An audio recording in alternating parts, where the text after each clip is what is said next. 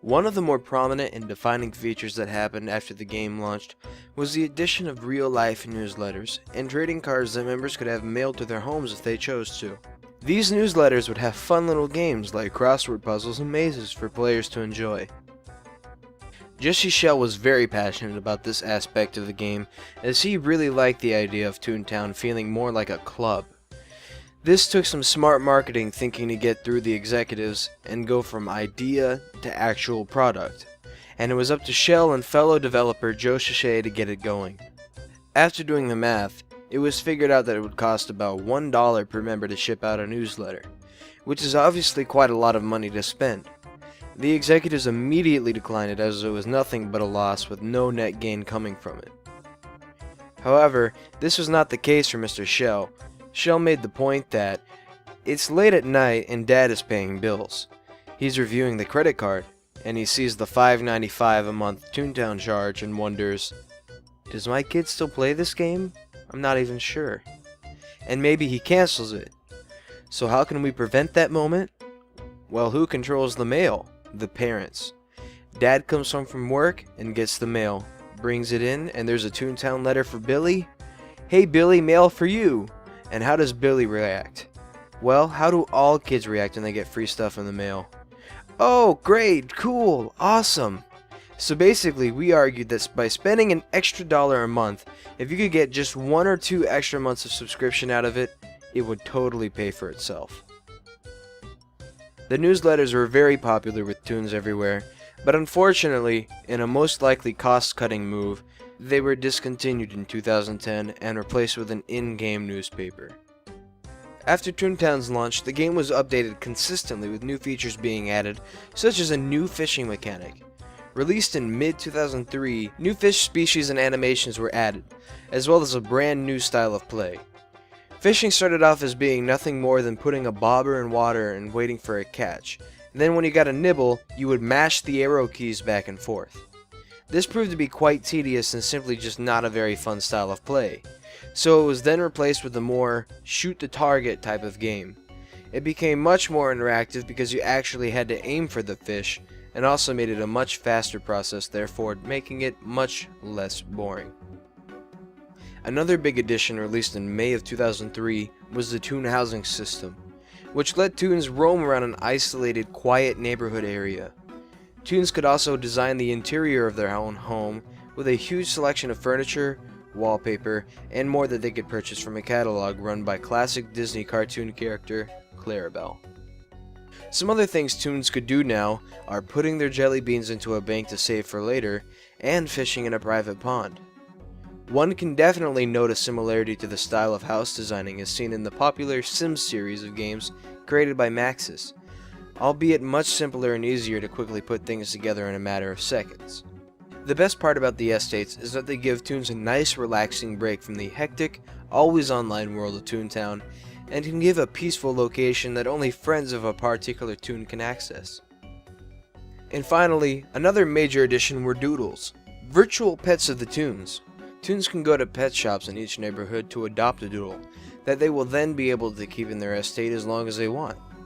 Toons can also train their doodles with various tricks, which in turn will be able to give them health if they are in a tough spot during battle. Toons will need to take care of their doodle to make sure that it doesn't get lonely, hungry, or angry.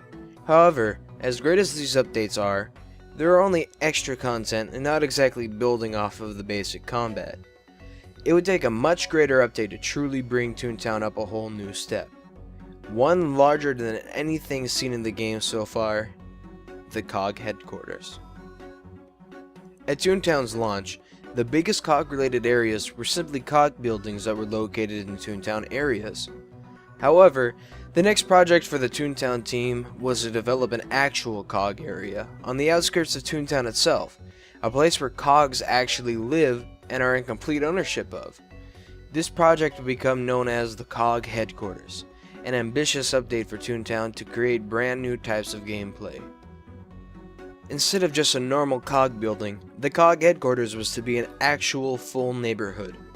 It was also to feature an actual storyline about shopkeepers in Toontown being captured by the COGs and needing to be rescued by Toons.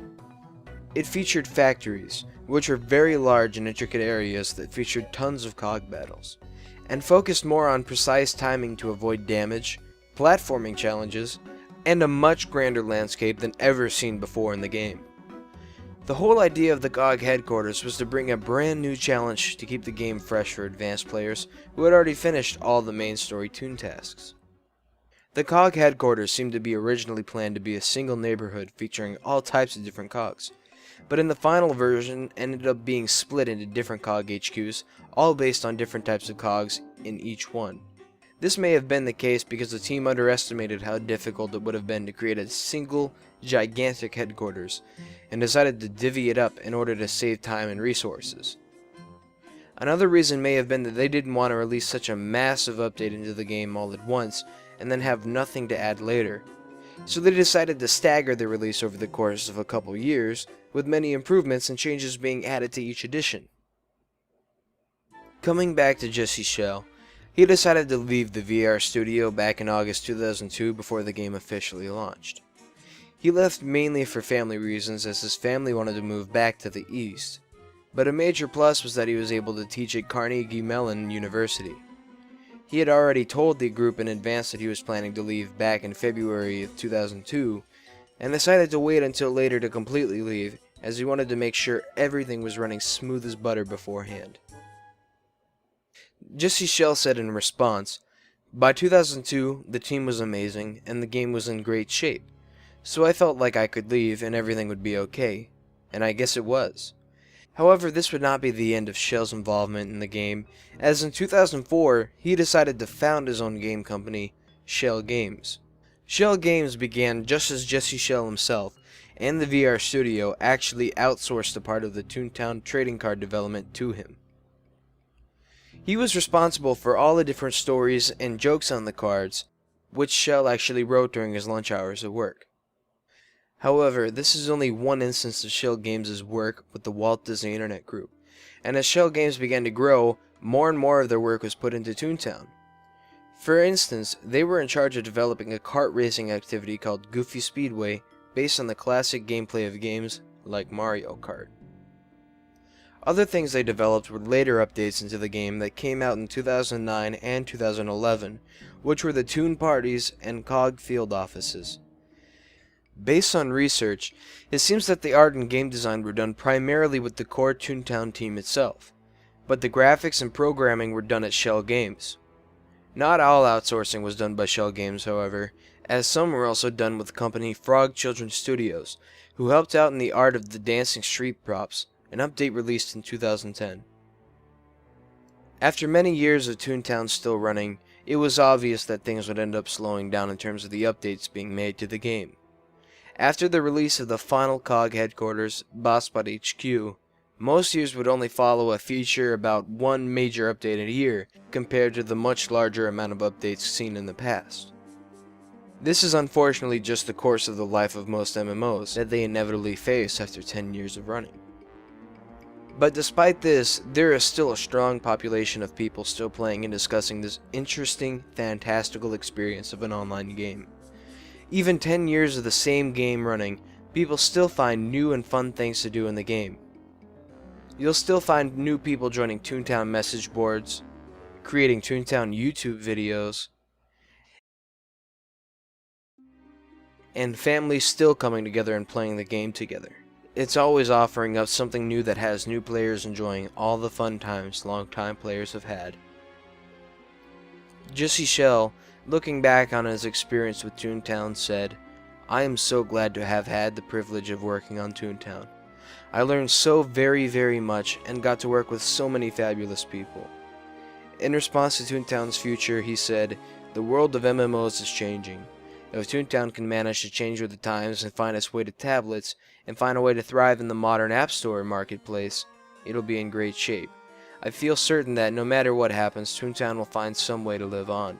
It's too fun of a place not to." The reason Toontown was never seen as a huge moneymaker of a game was because of an unreasonably high server charge billed towards the Toontown online team from an internal DIMG team. In order to keep this team profitable, Toontown was constantly overbuilt. About the interviewed developers, starting with Jesse Schell.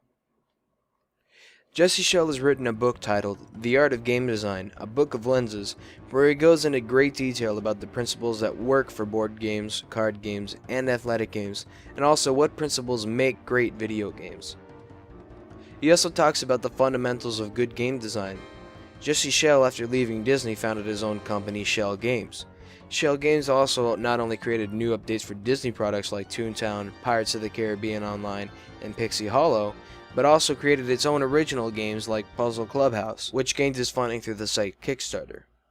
He has also become very well known in recent years for a speech at DICE 2010, where he talked about the game apocalypse, and how everything is beginning to follow the same game-like business model. He is currently a professor at Carnegie Mellon University and regularly gives presentations about game design at conferences and schools. And now about developer Jay Friedman. Jay Friedman attended the Art Center College of Design in Pasadena, where he got a Bachelor of Arts degree in illustration. He has worked for the companies Electronic Arts, the 3DO Company, Segasoft, Sierra, and of course Disney. Friedman left the Toontown team due to the major layoffs that unfortunately hit the Disney Interactive Media Group, but you can still view his incredible artwork on his Crop Creative Database page. Fun facts with Jesse Schell. How on earth did you manage to think of so many puns for the Toon buildings, shopkeeper names, megaphone tune-up jokes, knock-knock doors, etc.? Also, there's lots of dialogue with all the Toon tasks in the game, and shopkeepers with unique personalities. Overall, there's a lot of unique writing in the game. Did you have to hire a writer for the game? No. We didn't hire outside writers, it was just us. Comedy writing has always been a passion of mine, and myself and John Wallace took charge of writing the building names and knock-knock jokes and all of that. Joe Shashay and Mike Gosselin did a lot of the initial dialogue for the shopkeepers. Little Old Man, for instance, you can totally blame on Mike. I'm sure I'm forgetting some others who wrote things, but it was all internal. You can spot some inside jokes we hid in there. For example, 2 shops I did were Jesse's Joke Repair.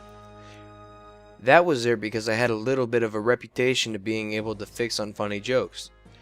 And the Laughter Hours Cafe was based on a college radio show I used to do with Jeff McGinley that was called Laughter Hours. Oh, and another shout out to Jeff can be found on a trading card, Jeff and Jesse's Juggling Cubes, because the 2 of us are avid jugglers. What's your favorite part about Toontown? Kids and parents playing together. What's your favorite cog? The micromanager is always the one that made me giggle the most.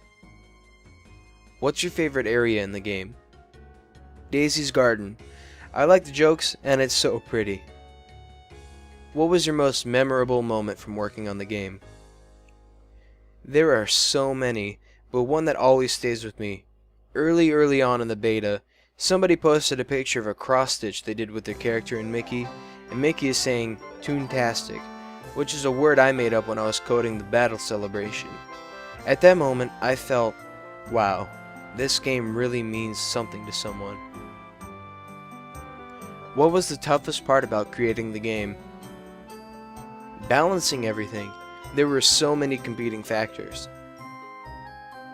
What is the most important part of Toontown for you? For me, it was the gags like pies and anvils. I grew up with Bugs Bunny as a constant companion, and being able to enter into the crazy cartoon world of Looney Tunes was really my primary inspiration.